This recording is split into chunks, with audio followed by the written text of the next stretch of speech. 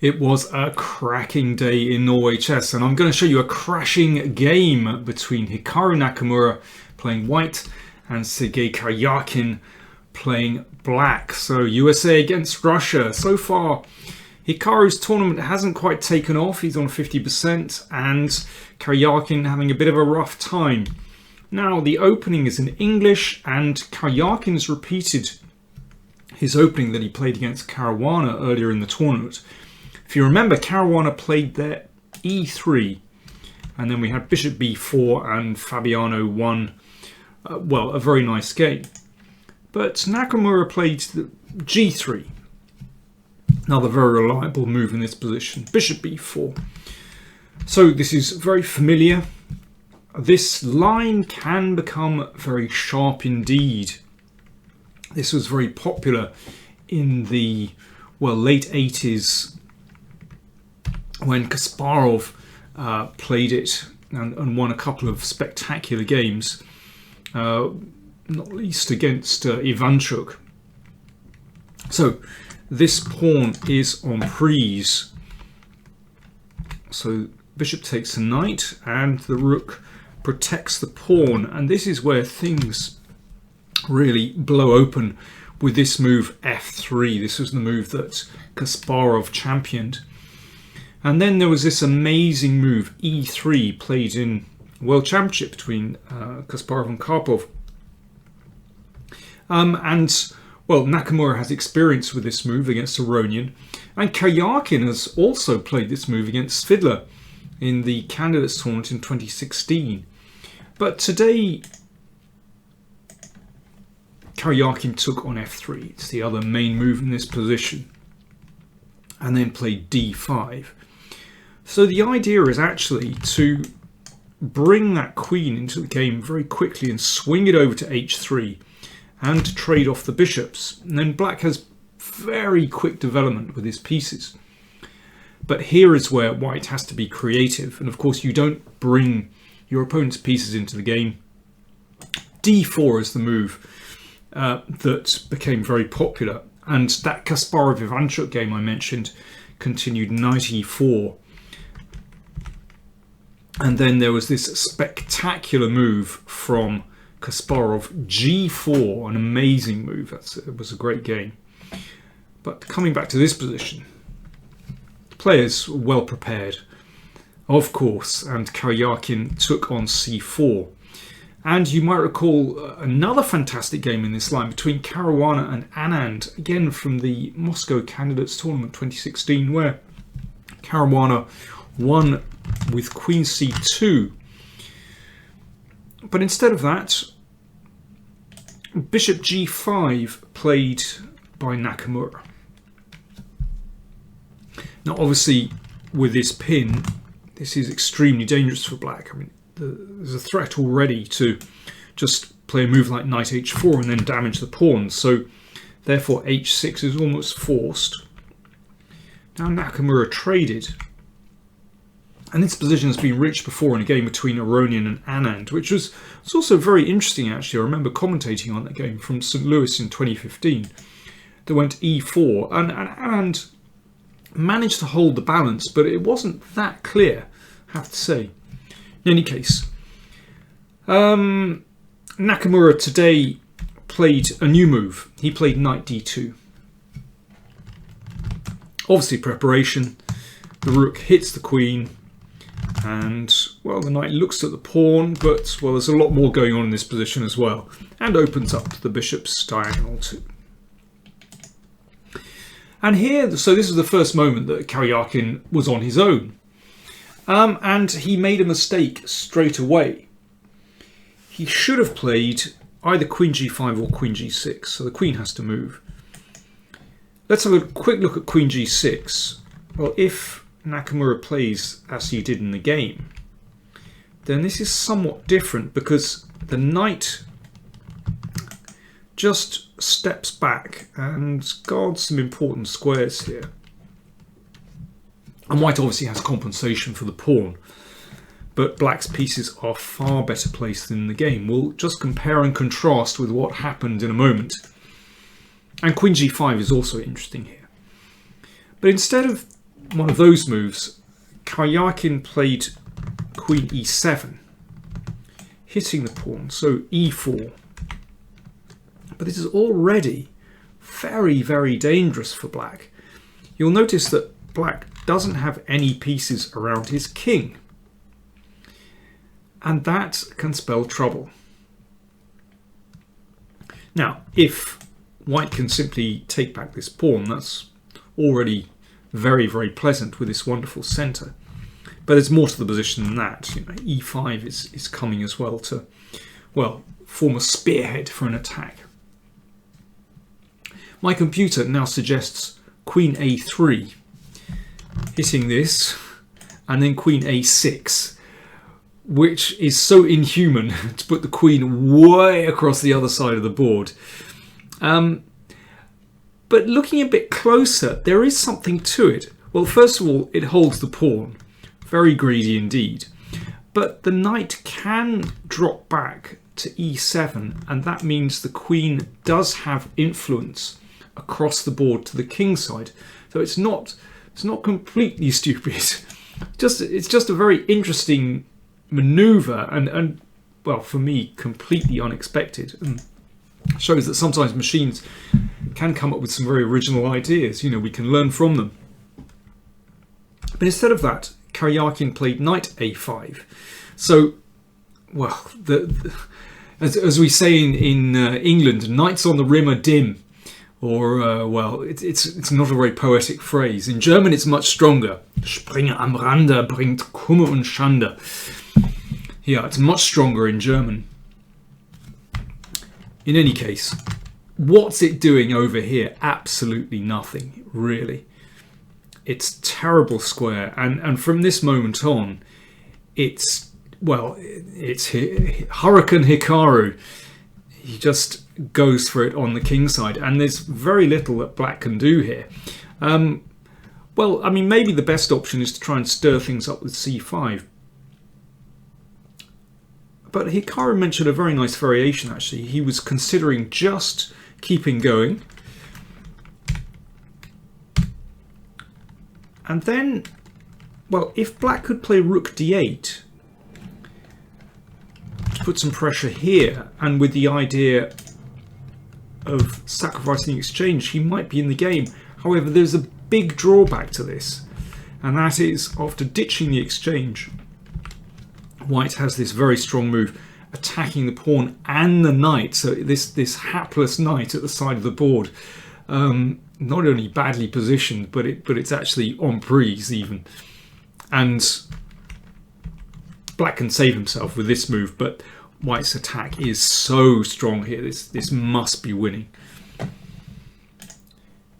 In any case, after e5, bishop e6 played, which is all very nice development, but has absolutely nothing to do with the king side. And Hikaru just keeps going. And b5. And again, this is pretty irrelevant. And now Hikaru played the most straightforward move, knight f6 check. Of course, rook f6 is the move we want to play. It's a very well-known motif in these kind of attacks, of course. There's a famous tile game like this, and well, Fischer Benko played rook f6 to block the f-pawn. Famous game from 1963. It's been seen many times. There's some nice variations actually, but I can understand why Hikaru didn't want to do this. It is very messy actually. So the first thing is, if this is taken, then queen h6. Let's just have a quick look anyway. It's fun. And this is obviously winning for white. So the threat is to play rook h6 and queen take. So the queen has to drop back to f8. And now a very simple move, rook a f1. It's like a slow motion attack, but it's very, very powerful. And now black has to stir things up. If this is taken, then white wins very easily. If the king tries to run, then queen h4 and rook here, and well, it's gone.